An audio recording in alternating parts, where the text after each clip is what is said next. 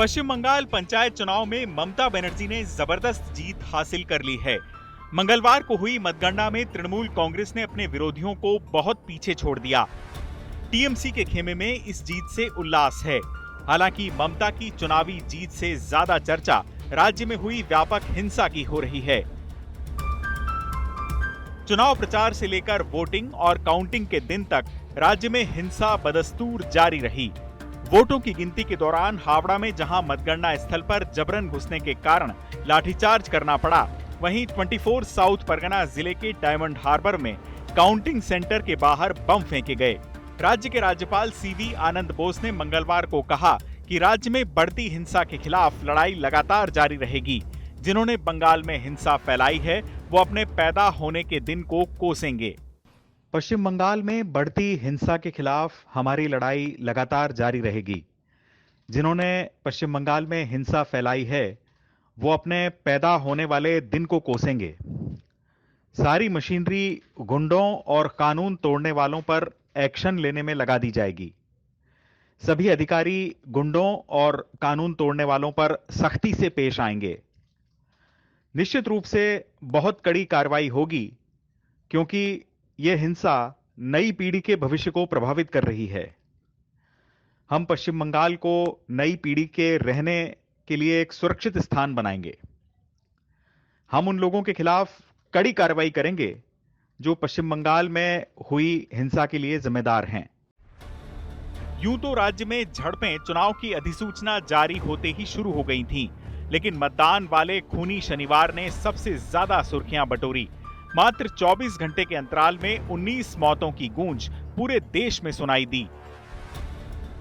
राज्य में 13 मौतें मुर्शिदाबाद, कूच बिहार, उत्तरी दिनाजपुर और मालदा से सामने आईं। अकेले मुर्शिदाबाद में ही 5 लोगों की जान चली गई। कूच बिहार में 3, उत्तरी दिनाजपुर में 4 और मालदा से 1 व्यक्ति राजनीतिक हिंसा में मारा गया। दक्षिण बंगाल के 3 जिलों नादिया, पूर्वी बर्धमान और दक्षिण 24 परगना में 1-1 मौत हुई। मतदान के दिन राज्य में हर तरफ हिंसा, आगजनी, फर्जी मतदान और बूथ कैप्चरिंग के नजारे देखने को मिले। इस बार हुई हिंसा ने 2018 के उस पंचायत चुनाव को भी पीछे छोड़ दिया, जब मतदान के दिन 10 लोगों की मौत हुई थी और उस चुनाव की हिंसा के लिए मिसाल दी जाती थी। बंगाल में जो भ्रष्टाचार की सरकार है, ये भ्रष्टाचार की बदौलत ये सारे बंगाल में गांव को अपने कब्जे में रखे और ये धड़ल्ले से लूटी होते और कुछ नहीं होती यहाँ। राज्य में ये हिंसा केंद्रीय सुरक्षा बलों की तैनाती के बावजूद हुई है। कलकत्ता हाईकोर्ट को भी इस हिंसा का अंदेशा था, इसलिए उसने पहले ही कहा था कि 11 जुलाई को नतीजे घोषित होने के बाद भी 10 दिन तक केंद्रीय सुरक्षा बलों के जवान राज्य में तैनात रहेंगे। विपक्षी बीजेपी, कांग्रेस और सीपीएम का आरोप है कि टीएमसी के इशारे पर काम करने वाले राज्य चुनाव आयोग ने जवानों को संवेदनशील इलाकों में तैनात ही नहीं किया।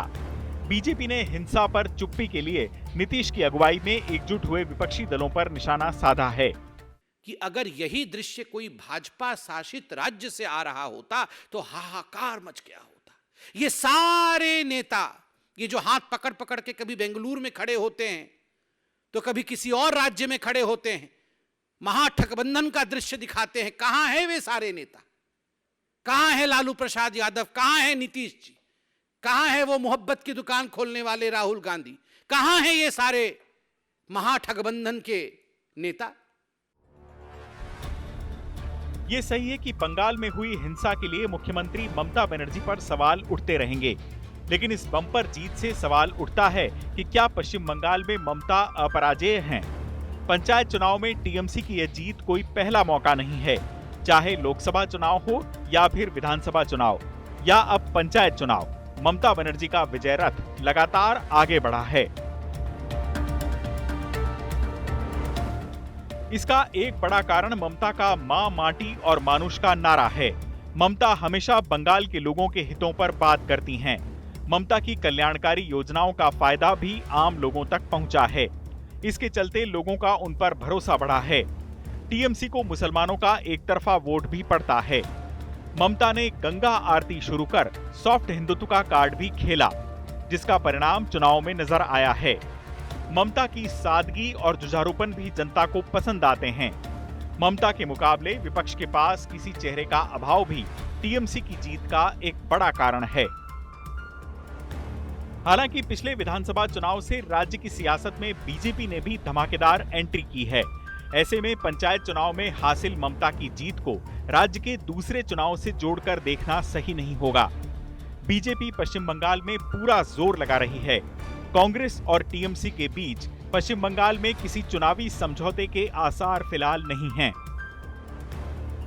लोकसभा चुनाव और विधानसभा चुनाव में केंद्रीय मशीनरी पूरी तैयारी के साथ मैदान में होगी।